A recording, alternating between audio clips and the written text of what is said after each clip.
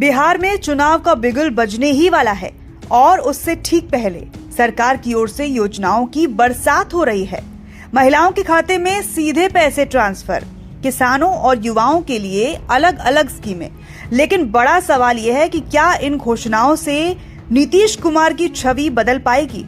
क्या बिहार की जनता नीतीश कुमार के काम से खुश है या फिर विपक्ष का स्वास्थ्य वाला हमला भारी पड़ रहा है? पिछले एक महीने में बिहार सरकार ने मानो स्कीमों की झड़ी लगा दी है। महिलाओं के खाते में 1000 सीधे भेजे गए। करीब 75 लाख महिलाओं तक ये मदद पहुंची और दावा है कि जल्द ही 25 लाख और महिलाओं तक पैसा पहुंचने वाला है।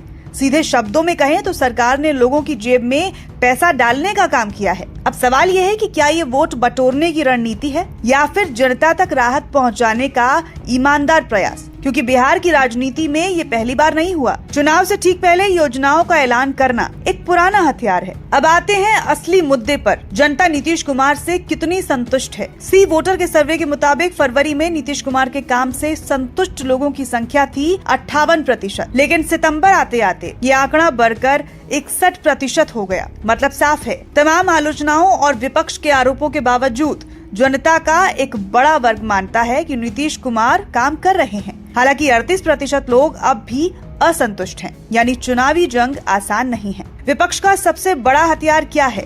नीतीश कुमार का स्वास्थ्य।